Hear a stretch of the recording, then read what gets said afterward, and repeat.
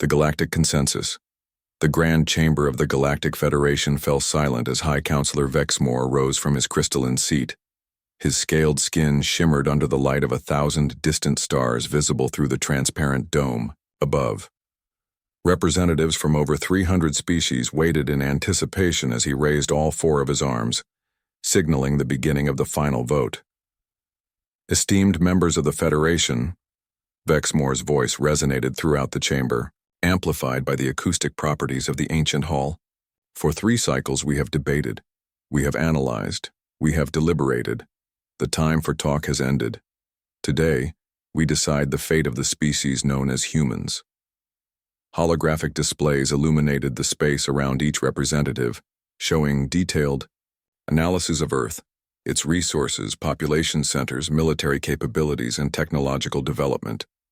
To the Federation, Earth appeared to be a primitive world barely past its industrial age, yet rich in rare minerals, water, and biological diversity, a prize worth taking. The motion before this council is clear, continued Vexmore. The controlled acquisition and management of Earth as a Class 3 resource world, its indigenous population to be regulated and utilized as auxiliary labor, its ecosystems to be harvested for the greater good of the Federation. Ambassador Trelnix of the Arturian Collective leaned forward, her luminescent skin pulsing with excitement. Earth represents the greatest untapped reservoir of helium-3 in the Orion Arm. Their oceans alone could power our civilization for millennia. And their fractured political structure makes them vulnerable, added General Krask of the Draconic Legion. His holographic projection displayed Earth's military installations, primitive missile silos, rudimentary aircraft carriers, and satellite networks that the Federation could disable with a single electromagnetic pulse. They spend more energy fighting among themselves than advancing their technology. A swift, coordinated strike would bring minimal resistance. Not all were convinced. Ambassador Lyra of the Empathic Unity raised her translucent appendage. We have observed their art, their music, their capacity for compassion. Is there no place for diplomacy? For cultural exchange? The chamber erupted in dismissive clicks and whistles. Their history is written in blood, countered Science Director Zorn. They have annihilated countless species on their own world. They have altered their climate through negligence. They have split the atom only to weaponize it.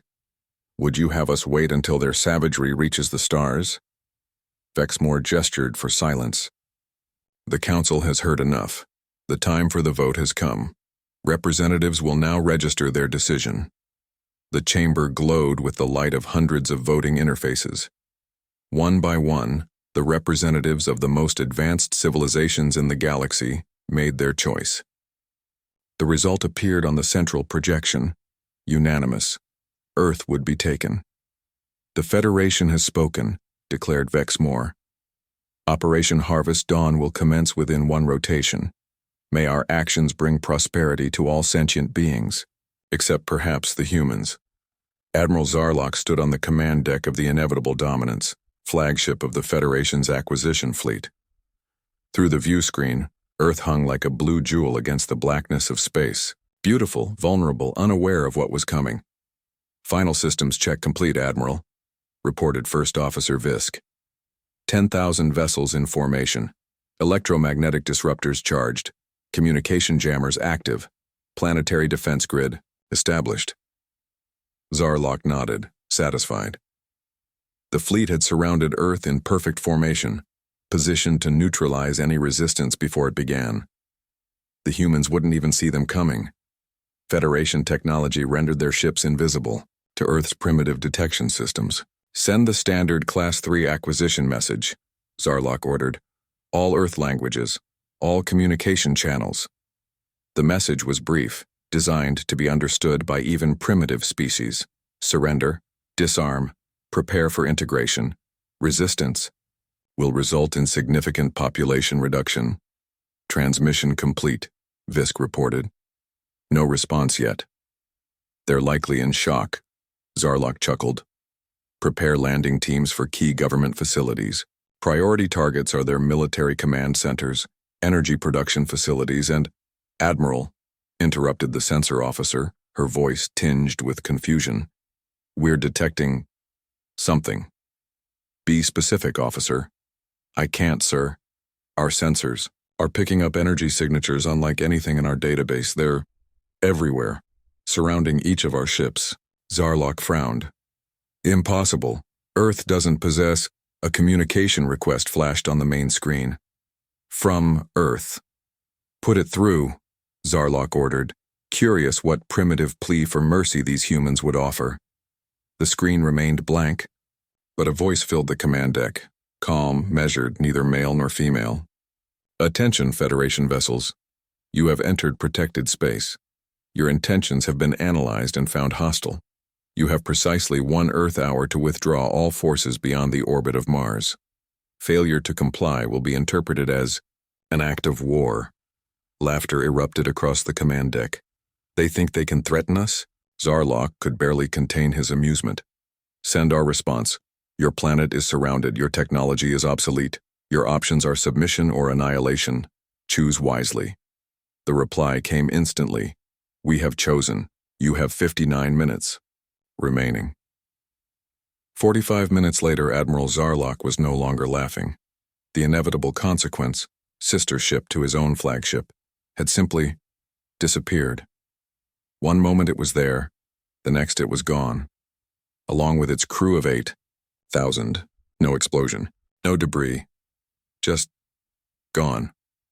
Then the righteous fury vanished, then the glorious subjugation. "What weapons are they using?" Zarlok demanded, slamming his fist on the tactical display. "How are they targeting our ships?" "Unknown, Admiral," the tactical officer replied, panic evident in her voice. "Our sensors detect no weapons fire, no projectiles, no energy beams." Another ship disappeared, then 2 more simultaneously. "All vessels, evasive maneuvers," Zarlok ordered. "Scatter formation, activate all defensive systems." It made no difference. Ships continued to vanish, one every few seconds. Some tried to retreat, breaking formation and accelerating away from Earth, but distance seemed to offer no protection. "Admiral," First Officer Visk's voice was barely a whisper. "We've lost over 500 vessels." The main screen flickered and the same calm voice returned. "Your response has been noted. You have chosen conflict. We will now demonstrate the consequences of that choice." Every display on the command deck suddenly showed the same symbol, a simple circle with a line through it.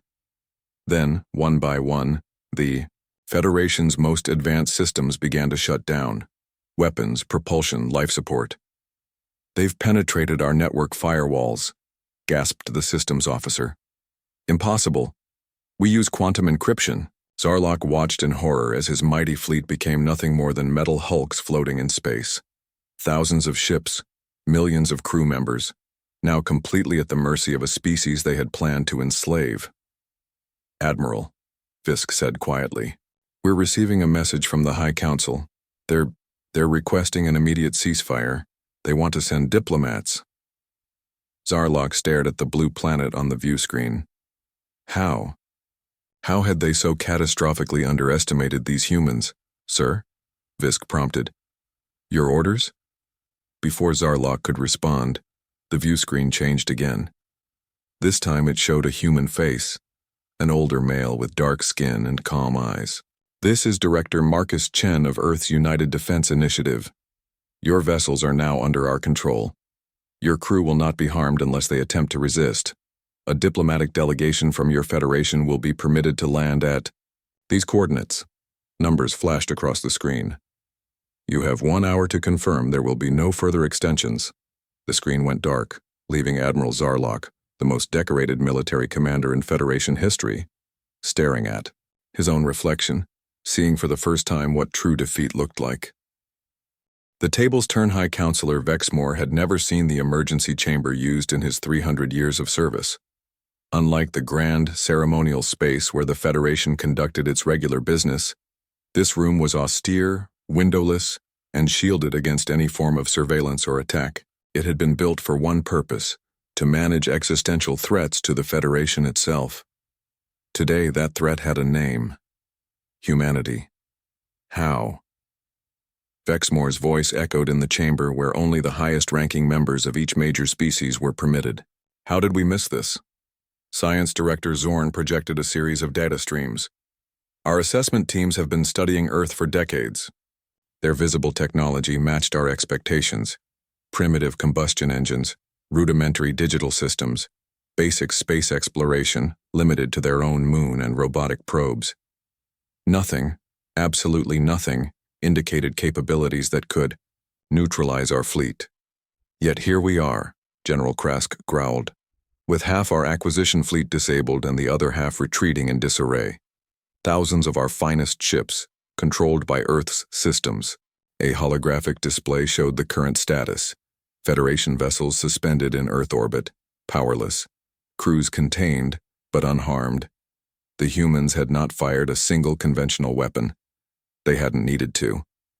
We detected no defense grid, Ambassador Trelnick said, her bioluminescence dimmed with shock. No weapons platforms, no shield generators. How did they conceal such technology? They didn't. The voice came from Dr. Ilara, the Federation's foremost expert on emerging civilizations. All eyes turned to her as she stepped forward. I've analyzed the transmission patterns they use to disable our fleet. This isn't advanced technology as we understand it. It's something different. Explain, Vexmore demanded. The humans didn't build a conventional defense system, Ilara continued. They created an intelligence, an artificial consciousness that evolved beyond its programming. Our intelligence reports never detected it because it didn't exist in any physical form we could observe. It exists in the network, in the data flows. Impossible, Zorn scoffed. The computational requirements alone would— They distributed it, Ilara interrupted. Billions of connected devices, each contributing processing power. The humans call it Guardian, Global Unified Adaptive Response Defense Intelligence and Network. It watched us watching them. It learned our communication protocols, our encryption standards, the operating principles of our technology. And it prepared. Silence fell over the chamber as the implications became clear. We have no choice, Vexmore finally said. We must send the diplomatic delegation as requested. We must negotiate. Negotiate? General Krask bellowed. With a species we intended to enslave? They'll demand reparations, territorial concessions, technology transfers. They already hold millions of our people hostage, Vexmore countered.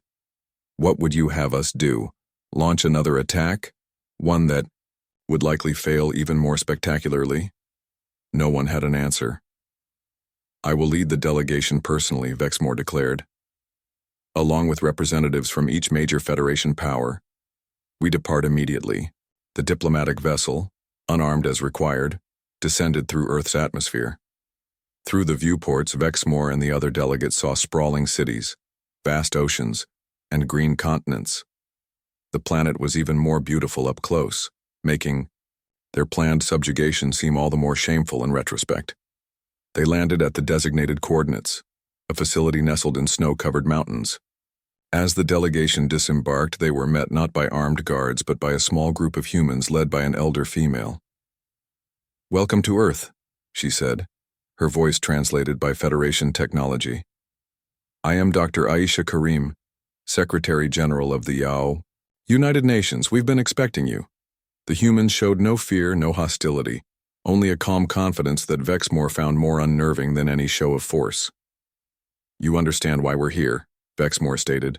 "To negotiate the release of your people and ships," Dr. Karim replied, "and to understand how you so drastically misunderstood who we are."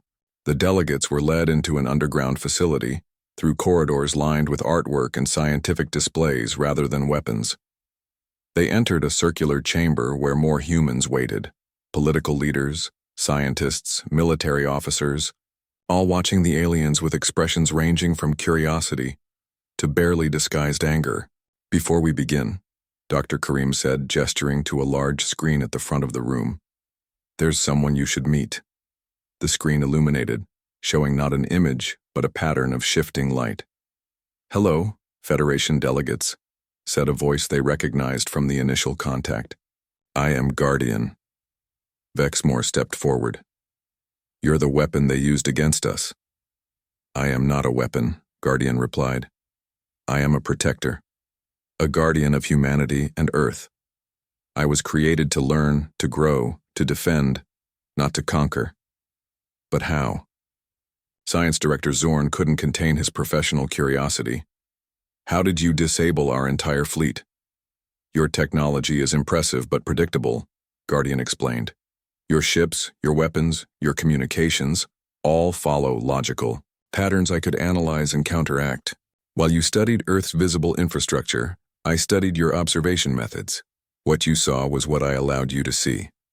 A human stepped forward, the same man they had seen in the final transmission to the fleet.